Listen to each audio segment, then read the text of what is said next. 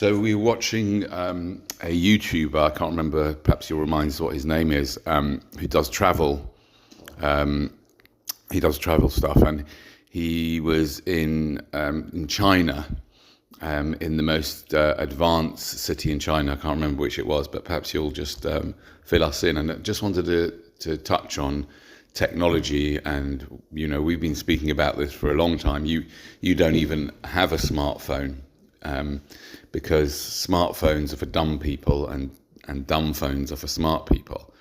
But you are aware of what's going on with the technology and where it's heading towards. So I just wanted you to touch on that and what you saw in this guy's episode on China. Yeah, the YouTube is Spanian, for anyone who hasn't watched his videos. He's Spanian.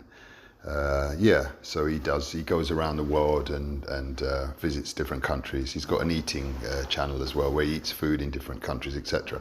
But this one was on it's meant to be the most technologically sophisticated city in the world at the moment. So it's kind of you're looking at the future when you look at this city, what's coming globally. Shenzhang? Yeah, Shenzhang or something. No, don't quote us on that, but I'm not sure. I can't. But you can look it up, you'll see it. And it's basically, it's Big Brother, basically. The city's just a demonstration of what's coming. Big Brother, cameras everywhere, totally tracked. There's no money, so it's cashless already. So you can't, facial recognition, etc., etc. It's still not the perfect system. The perfect system would be chipping, because obviously you can still, there's loopholes, there's grey areas you can still slip through. The cameras can't be everywhere, they can't see every space on the grid, so to speak. So the ultimate evolution of this will be chipping. They'll have a nano chip in everybody, and then you'll actually be part of the grid. They'll be able to track you everywhere you are, every moment, every second of the day. So there'll be no crime, and if there is crime, they'll know who's committed it, because they can see your trail, so to speak, snail trail. So yeah, so it's just, that's another reason again why we say don't bring children into this matrix, so to speak. The film Matrix is it's lightweight compared to what's coming here. So that's another reason why we say don't bring children into this. They'll have no chance in the future. At the moment, we've got relative freedom, so we can move without, there's still cash, so you can trade without being seen, you can move without being seen, you're relatively invisible, basically. But this is what the controllers want to close, they want everyone to be tracked so that they can eliminate crime and eliminate, So this is what's coming, the world, and it's probably coming as soon as, I would say, 10 years' time. You'll have this rolled out globally, I think.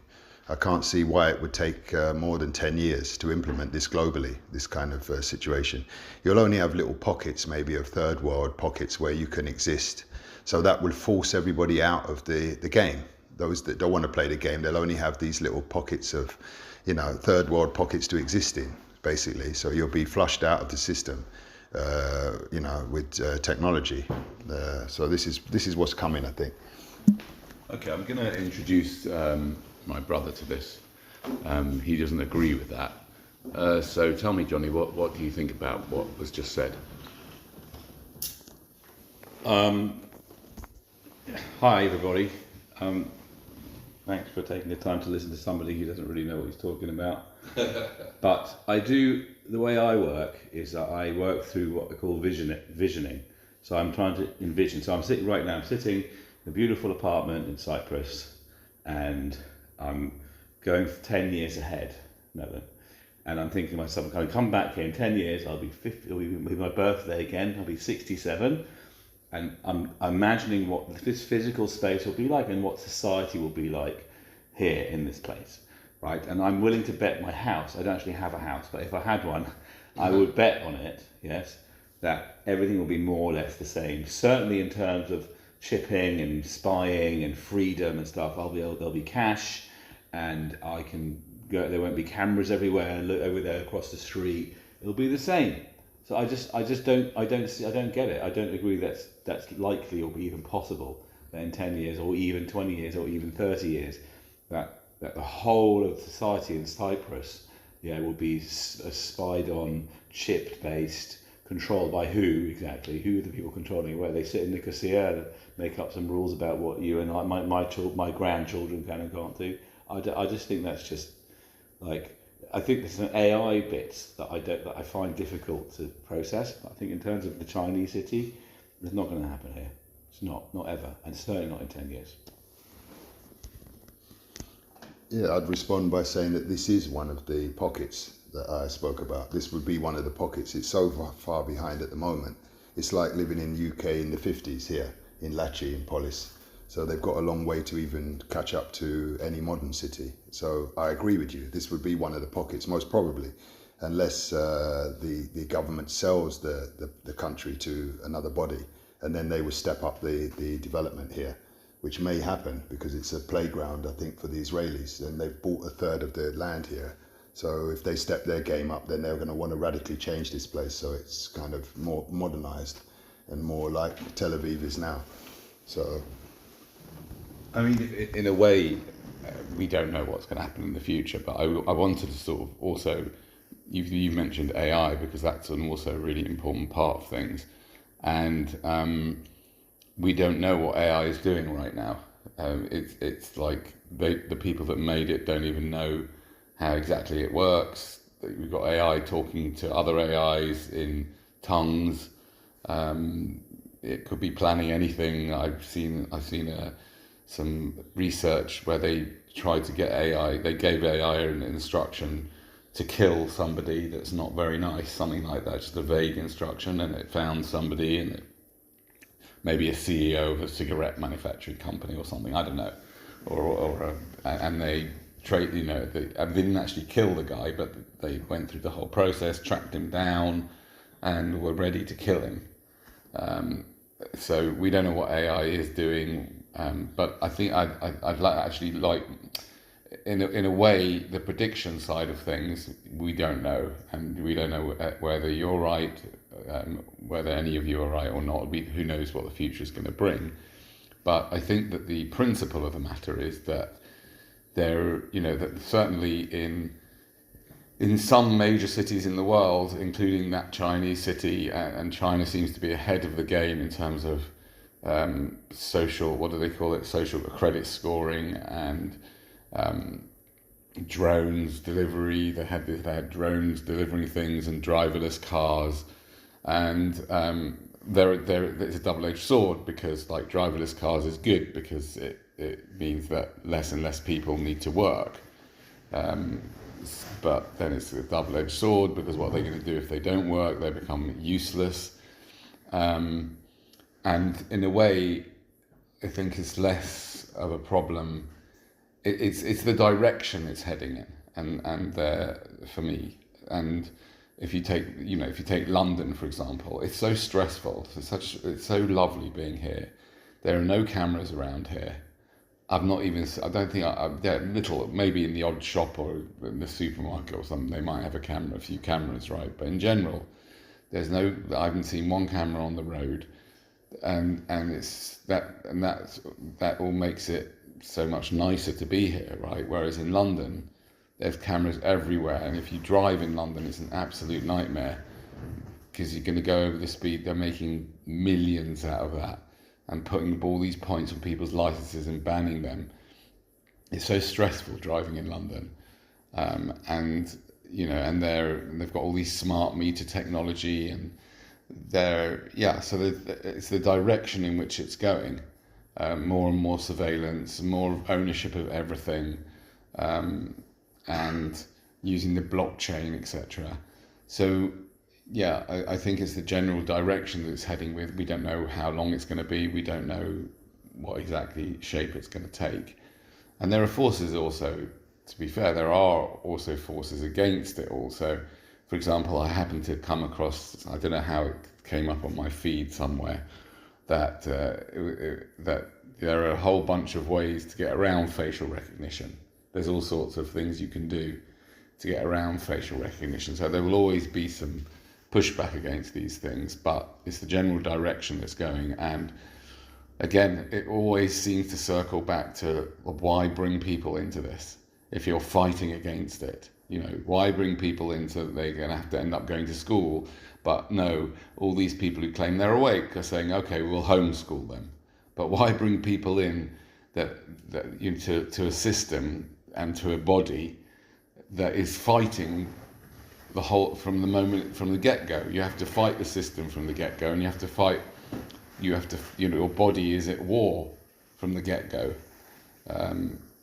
fighting against infection and illness and accidents, etc. So why it all just all comes round to that. And of course also the fact that these big technology companies are part of this capitalist system, and therefore they're going to maximize profits. And so the algorithms want to get your attention as long as possible, and that creates terrible problems. So what's your thoughts about AI, about social media? Yeah, no one would have believed pre the internet and pre-smartphones that our whole lives would depend on these devices. And now we're in that very situation where you need a smartphone to exist almost in cities.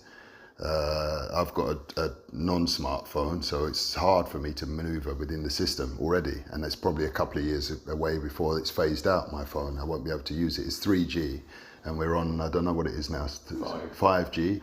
So the reception is very bad on my phone in places, pockets, because it's 3G. So they're slowly squeezing you out the system. You have to adopt the smartphone eventually, and that's probably within 2 or 3 years. You'll have to have a smartphone to function. Airports passing through the airport system, and all systems paying for goods. That I'm sure that will be phased out. Cash will go within 5, I think. We won't be dealing with cash. It's more efficient. It's an efficiency drive. So if you look at it from an economic point of view, they have to, because they save billions in introducing all of this technology. So that's why I said 10. It may be 20, but for sure it's coming, I think.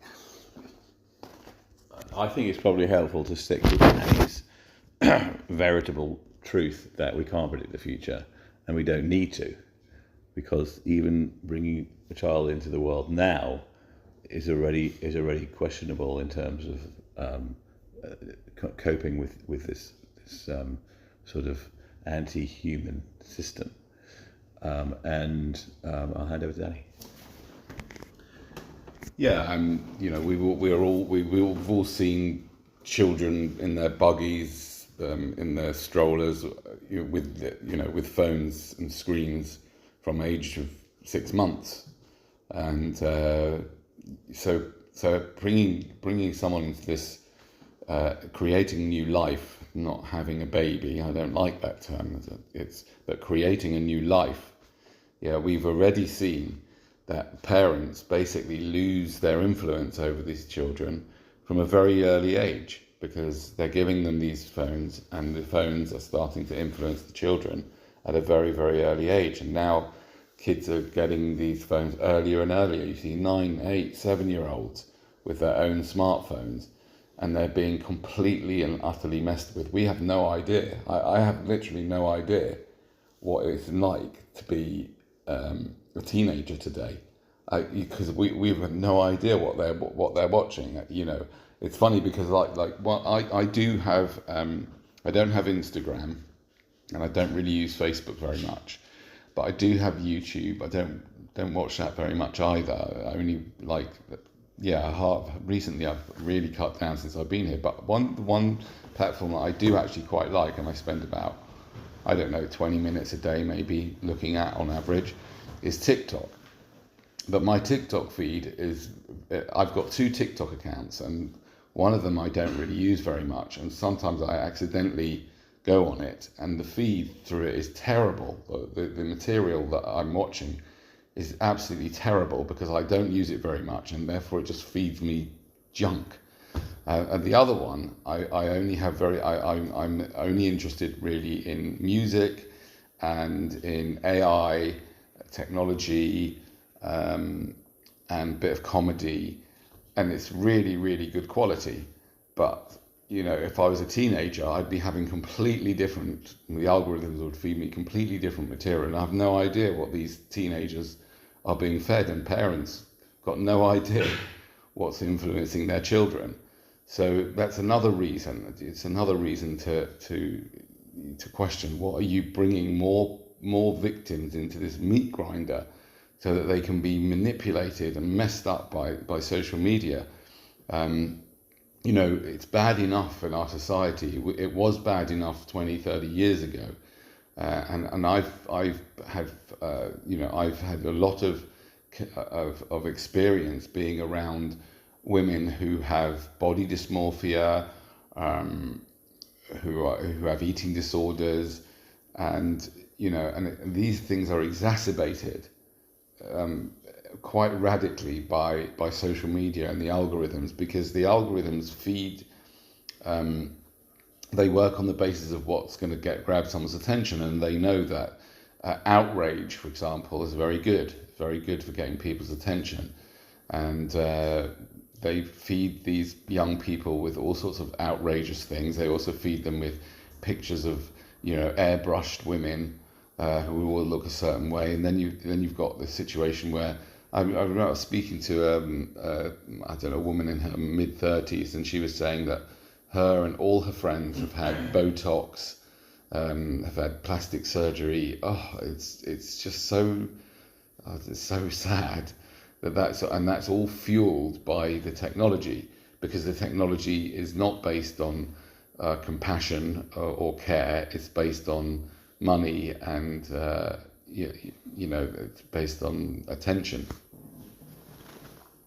Yeah, and don't forget these the phones themselves. The entertainment part of the phone is just to draw you in, but the real reason for having the phone in your hand 24/7 is it's an exogenous tracker. It is an external tracker. The system, when it's fully developed, will be internalized, so you'll have the chip inside. It is actually a tracker at the moment. They know exactly where you are based on the phone being in your hand all the time, so they can track you that way, but it's still not as efficient as having the internal tracker. And every child has got one, as Danny said, from very young now, so they've already got you to accept the idea that you need this device in your hand 24/7. So it's only just one more step to convince you that it would be far more efficient if you had the chip inside you. Then you become the product. You've got the barcode inside your body, and then it's easy for them to track you. You just become even more kind of part of the matrix, so to speak. So I think that's for sure coming. The resistance will be removed because it will lead to less crime, and most of the middle class would welcome that. They don't want crime, they don't want trouble. They're parts of, they're cogs in the system themselves. They've signed up, they agree with the system, they go to uni and they're conditioned to be part of the system. So they'll welcome it, and I'm sure it'll be only a matter of time before they make the transition, and it'll be internal trackers. I'm going to switch tack because I find this futuristic stuff not that interesting or important or true. I want to answer to your question, Danny, why bring people into this mess? Why do people do it? And my experience of talking to people, young people in particular, is certainly the ones who are open to questioning it, which is most of them, is they say the following. They say, we hear everything that you put forward. There's no argument against it. You can't argue it. But we're going to have kids anyway, right? And to me, that's the same question, but asked slightly differently. Why are we? If the logic and the ethical case for not bringing kids is strong, right? Why are people doing it anyway, right? What are they thinking exactly, and why? I think I've answered it in a previous talk. It's just that there is no thinking. The cognitive development is very weak. The frontal lobe development is very weak, so it can't overpower the DNA driver. The engine is the DNA, so it's very emotional, it's very primal, and unless you have sufficient frontal lobe development or metacognition, there's no weapon against it. It's impossible. It just drives on like a juggernaut, and that's what's going on, I think. And you're talking about children as well. They haven't fully developed the frontal cortex. It's not fully developed, I think, until 30, round about 30. So they're weak, and the enemy, so-called, is DNA, and it's massively powerful. It drives the whole of life. So it is really a counterintelligence mission. You have to bring metacognition to bear upon the problem, and only then can you crack it and then see through it, and then kind of down DNA. So I would say, I obviously agree with that, but I would say that the primal driver actually is, oddly enough, is fear. I think most people associate bringing new life in as love making, that they're going to love the partner, they're going to love each other, and they're going to produce a baby, and then the baby's going to be, they're going to love the baby, right? And that's the traditional model. And I just thought of this now. We could discuss it. It may not work, but I think it's fear. Yeah, I think it's fear of loneliness. It's fear of irrelevance. It's fear of having no one to take care of you when you're old. Yeah, it's fear of being socially outcast because you haven't got a baby. What's wrong with you, right? So there's a lot. I think it's not just the primal stuff. I think it's just basic human fear. Maybe, I don't know. Yeah, for sure. There's massive cultural drivers as well. I've said again in a previous podcast that it's a two-ply problem we've got here. It's nature and culture, and both of them have to be overcome for you to be completely free. They're both massive forces. Nature, obviously DNA, and culture, as Johnny says, is a massive driver as well to shape behavior. So the young people are up against a two-ply obstacle, which is very difficult to counter. Both of them are enormously difficult to counter. I wonder how, maybe Danny, you can answer this. I wonder what you think, just from your experience in life, how powerful the fear of boredom is. Because you spoke before about AI taking over lots of jobs, right? Whatever they are, and people are going to be sitting around wondering what their relevance is, because one of the human problems, the many human problems that we're bringing new life in to solve, is how to spend time, yeah. And you know what keeps me busy, for example, or has been for the last 20 years, is my kids, right? They just keep me busy. You have to spend time with them. You have to earn money to pay for them. You have to think about them, make decisions, and there's lots of stuff. It's very busy. If I take my kids out of my life and imagine, I'd have to fill that time, and there's a fear of boredom is a thing. So Danny, what do you think about that?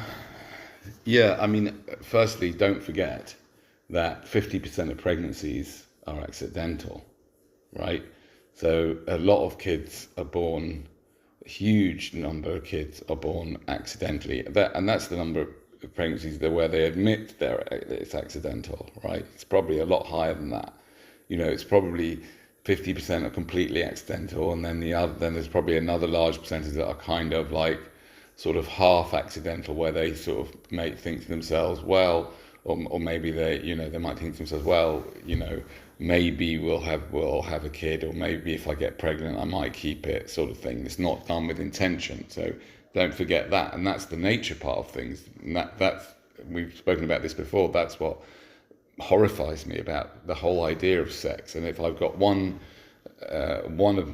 claim against any creator, if there's such I don't think there is a conscious creator, but if the conscious creator created sex on purpose, that in my opinion makes that creator like the darkest, most evil thing imaginable, because it's such a nasty trick to trick people into producing more people when all they wanted is to have a shag. So I think I'm guessing that the majority of people born were born without intention. And furthermore, if a couple does have a baby accidentally, then they have a tendency to say, well, okay, so we'll keep this baby, but now we have to have another baby, because otherwise that child's going to be on its own, and you can't have that. So we need to have another child. So in a way, that second child, although it was born with some kind of intention, it was still, the whole chain started off with an accident. So there's a lot of that. And furthermore, I can say from my own experience, I never even thought about why I was doing it. I just did it because everyone else was doing it, and it seemed like a, reasonable thing to do at the time. That's another thing. In terms of boredom, I guess people. I mean, I've retired, so to speak, quite a long time ago, and even before that, I didn't have much structure in my life. I just sort of went along with my life. I had this business, the music business, and we provided you and I, Johnny, provided music for people for many years at their functions, and that was lovely. It was lovely. It was the sort of thing that I would do for free, which made the whole thing worth doing. And by the way, if you wouldn't do the work that you're doing, if you're listening to this and you wouldn't do the work that you're doing for free, then maybe, you know, then the question is, are you a slave? And I'm sorry to put it that way, but that's what it seems like, that you're putting all all the energy to make someone else rich. But anyways, to stick to this point about boredom, yeah, I mean, again, when you think about it, it's just so crazy and narcissistic to bring someone into this world, right, to face all the challenges and the problems and the pain and the suffering that they're going to experience, and the joys. Of course, they're going to have some good times too, but to bring them in just to deal with your boredom is ridiculous. And whilst I admit that being free and being completely free and having, like, I was just thinking actually on the way back, I got up this morning at 5, as I do, and I went swimming in the sea, and I did some exercise and some yoga, and then on the way back I was thinking, oh, what am I going to do today, right? So I'm completely free. And it is challenging at times. It is challenging when you don't have an outside structure, because we've been so badly brainwashed to think that, you know, go to school, have someone tell us what to do, and then go to university and have someone tell us what to do, and then have a boss and have someone tell us what to do, or even have a business, which is also really another way of handing over your energy to someone else, because, okay, they pay you, but then they tell you what to do, or you have to provide a service for them.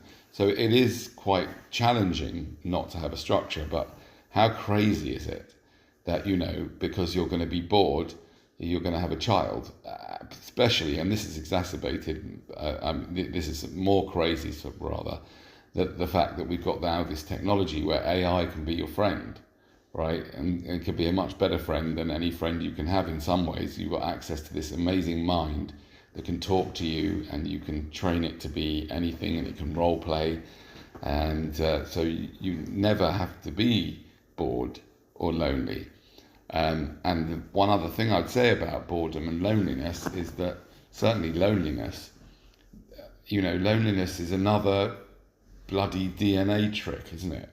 You know, that we've been put in there, and people, I don't really know from my own experience what loneliness is, because I've always been around people, and it's nice for me to get away from people. I quite like it, but you know, I think that loneliness is another one of those DNA tricks that's designed to keep us in looking for our partners, and eventually to reproduce. And it's ridiculous reason to risk somebody else's life because you're bored. I mean, you deal with your boredom. If you're bored, you need to learn to deal with your boredom, either by just sitting with it or filling up your time with something else. But don't fill up your time, and how much time you're going to fill up as well. Don't fill up your time by creating another human being and another person that's got to fill up their bloody time. Yeah, the system encourages, it's a consumer culture we're in, so it can obviously encourages external, going out to play. So all of your stimulus is found or sought after in the outside world. The Eastern way is to bring the child in and teach them meditation, which is inner play, is going into play. So that triggers and sets off the frontal lobe, fires up the frontal lobe, and then you can find creative play. Your creative resources are fired up. So then you can you can amuse yourself. You don't rely on the external world for stimulus. And this is what I say when I say the frontal lobe is not developed in these people. They can't sit with themselves for 5 minutes because they've been trained to go out to play. The thing you're told when you're very young by your parents is, come on now, Johnny or Nolan or Danny, go out to play now. And what are you seeking? External friends, external stimulus. So the key, the strategy is to turn it around 180 degrees and go inside to play. But that's very difficult when the culture is promoting consumption, external consumption. So this is the discipline, the counterintelligence that's required, is to turn your whole focus inside and know that you've already got a child inside. Hence the T-shirt slogan, why breed when you've already got an inner child to feed? Meaning spiritually feed, creatively feed, not just nutritionally feed through food. It's also feed it in terms of creativity. I hear what you're saying, Nolan, and you said it, I think, in a previous podcast. And I at the same time, what came up for me as Danny was speaking about boredom is, I think there's another massive, massive piece here, which I haven't listened to the podcast. So I don't know if you've discussed this before, but which is, I think if you ask like 100 people or 1,000 people, who, especially though if they all have children, so parents, if you ask 1,000 sets of parents, what's most important in their lives and why, most of them will say their children. And the reason they'll say why, we can try this by the way, is because it gives them meaning, right? So we've talked about boredom, but I think meaning, is where, if people, I think people will even look at a childless couple and say that their life is meaningless. There's no meaning to their life. And I think if we come back to DNA, they're right. They're right to say that. They're correct. Because the meaning of their life actually is DNA to reproduce through them. And they've cut that off and said, DNA, we're not going to fulfill your purpose in life. We're not going to reproduce. But people also associate meaning, because they're not aware of the DNA. Most people don't understand the whole model of DNA. They see meaning as something spiritual, fulfilling, a sense of self, and that's on top of all the cultural and biological stuff. Yes, there's also a meaning-based drive to have kids who then give you this sense of, I'm here because I brought these. I've got a couple of kids. I want to say one other thing as well, just to throw another thing, which is that Danny asked me before I had kids why I'm having them. This is before he had anything to do with antinatalism. And I don't remember exactly what I said. I remember saying something like, to fill my life, like to fill up the boredom, but also there was an arrogance I had, which was because, I can do this. I'm competent and I know what I'm doing. And we can ask my kids, but I'm fairly sure, even if they're nice and say I did know what I was doing, I didn't know what I was doing. I didn't know how to have a relationship with my wife and bring up kids together. I didn't know how to respond to challenges. I used to call up Danny frantically, trying to get through the next moment with my son in particular. I did terrible things to my kids. There was violence, abuse, not a lot, but from time to time. And saying, I think you better sort of clarify what you mean by abuse and violence. Okay. A lot of people, oh, sorry. Yeah. I mean, I used to sort of sit on my son and hold him down, so he couldn't, So he couldn't attack you. So he couldn't attack me. He's thanked me for it. He said I should have done it more. He said I should have toughened him up. I never punched him or hurt him permanently or like whipped him or never used any weapons, right? And didn't verbally abuse him. I never did that. I never called them names. I never nasty to them never did that. But I didn't understand the kids. I didn't understand what it's like to be them. I didn't even try that hard for a long time. Much better now, but when they're growing up, I didn't understand what was happening psychologically. I was completely ill prepared. I really would have needed, I think, to be a really sort of half good parent, I'd need to have studied a PhD, I think, in psychology and child psychology to have a clue what I was doing. And I don't have any PhDs, and I didn't know anything. I read loads of books. I tried, but I was really hopeless and helpless. So I think so. The two things I'm saying, one is the meaning question, and the other is the arrogance that I had about my abilities, as a parent. Yeah, I mean that is very, very common. I didn't even think that far, right, at the time. I didn't think that I was going to be a good parent, but I didn't even think about that. I didn't even think about whether I'd be a good parent or not. But it's through my speaking at Speaker's Corner for many years, there's so many people I come across that are arrogant like that. I remember even my own daughter. She thinks she's going to be a great mother. It's ridiculous. It's absolutely ridiculous. There's no evidence to show that, right? She doesn't even know what she's talking about. She doesn't even know what it's really like to be a good mother. And there's no way that she's going to be a good mother, because a good mother, firstly, wouldn't have a child, right? In my opinion, right? Yeah, no, they could be a mother because they wouldn't create their own child. They would adopt, or they would foster, or they would get together with someone who's already had a child. That's what a really good, loving mother would do, right? So that's number one. Number two, again, I think that's all part of the DNA's dastardly work. This diabolical nano agent is shaping and forming in the background so many of our beliefs and ideas, and that's one of them.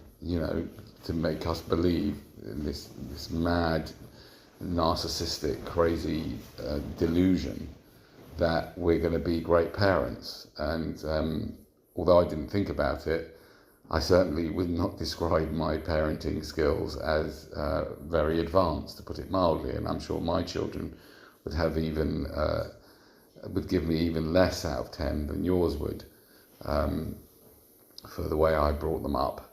Because I was in no shape to bring them up, because like Nola says so often, I needed to bring myself up first, and I still do, and I'm trying to do that now. So yeah, is there anything else you wanted?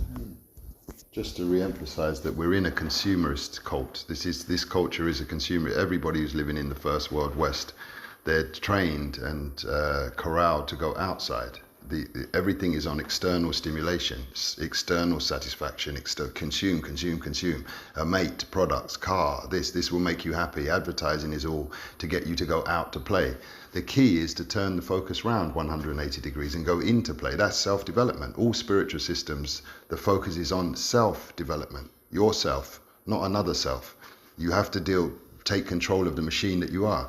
And once you do that, if you take it to its conclusion, you will end up as an antinatalist, because you'll see it's untenable to bring another person here into this matrix that you're already suffering within. You're already an individual that's under enormous pressure. If you're in the first world West, and it's very competitive, it's very cutthroat, dog eat dog. So why would you bring a miner into a minefield? See, this is what I say. You would not do that if you're fully developed as a human being. Ethics would be on board, and you'd see it's untenable. You don't need to anyway, because you've already got the inner child to feed. And once that one is fed fully in every way, you've done your job as parent. The desire to be a parent has been fulfilled on yourself, and that's it. And it makes you a better human being. And then going forward, the meaning is to just live as a human being and spread your humanity throughout the globe. That's the meaning. Why do you think DNA, in the case of you two, antinatalists, has ended up creating antinatalism, which is self-destructive? How did it end up like that? Oh, very simple. Because it's we are mutants. Yeah, it's a mutation, right? It's an aberration, a mutation, and like that, and that's how the whole thing works. It worked through mutation. So that's what I think. Yeah, we are positive mutations. They do happen. It leads to a jump in evolution, these mutations, and we are these very mutations. That's why I call it counterintelligence of the most radical kind, because you're going up, you're overcoming the world, you're overcoming all the forces that life throws at you. And the DNA is the director of the whole show. So we've seen, like in The Wizard of Oz, I think the little dog pulled the curtain aside, and the director was exposed. It was a little small guy with a megaphone who had kind of self-esteem issues. But while the curtain was in front of it, it seemed impossible to stand down.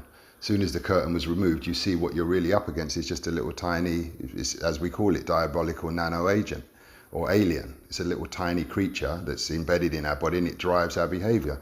So it's a counterintelligence work that's required of the most radical kind. And we've achieved that. We've overcome the world. We've overcome that programming. So we stand as mutants, as I referenced in a previous podcast, Planet of the Apes. Once you awake, it's like being on a planet of the apes. You've landed on an alien planet and all the people are apes. All the indigenous population are primates. And you're the only humans. Just to clarify before I give you the mic, are you saying that that all the you said Planet of Apes? Are you saying Are you saying that people who have children are being inhumane? They're not. They're living outside of their humanity. Is that what you mean? Exactly. Yeah. Humanity has not been fired up in them. They're operating with two parts of the brain, mammalian and reptilian, which drives emotion, longing for things, but no critical thinking. Critical thinking comes on board with the development of the frontal cortex. That's what defines us as human beings. Animals haven't got that capacity, so they're driven by instinct. So they can never break free of the programming because they just haven't got the tools required to break free, which is the frontal lobe, which introduces critical thinking, meta perspective. You can look at your behavior and change course. That is uniquely human. So I see that the people have woken up to this are human. There's only a tiny group of Homo sapiens on the earth. Majority of so-called humans on earth are Homo erectus at best. So it's a taxonomical error to call the whole genus Homo sapiens. It's not the case when evidenced on the ground. There's only a very tiny population of Homo sapiens, wise men, wise humans. That's what the term means. Okay, so I want to wrap this up by circling back to the subject that we started with, which is technology, because it sort of reminded me of something which is also related to what I'm doing here in Cyprus. And, people have accused me of being completely nuts. What am I doing? Turning my back on, all that wonderful medicine, my world of medicine, and they've asked me, what exactly what am I doing here? And I just wanted to sort of to circle back to that and to the technology is also one of the things that. One of the aspects of what we're doing here is what we're not doing. Yeah. So this you go to the doctor and all they know is chemotherapy, radiotherapy, and surgery, right? So all they know is basically drugs, burning drugs, which are basically poison. In fact, the whole word pharmaceutical means poison, right? And so they know poisons, they know burning, and they know cutting up, right? That's all they know. Yeah, they don't give you any information, or they don't know anything about what you're eating. They don't know anything about not eating, fasting, right? They don't know anything about what you should be doing, other than their little world. They don't know anything about what you should not be doing. So there's no advice at all in terms of what you should or shouldn't be doing.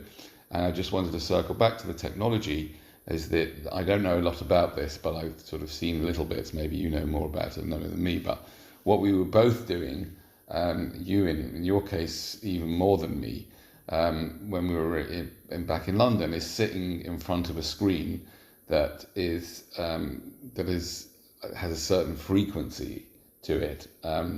And certain colours and frequencies, sitting in front of a screen a lot of the day, and I'm sure that has a problematic effect on our bodies and on our minds, and despite even without talking about what the content is, just sitting in front of a screen all day, and I'm not doing that now.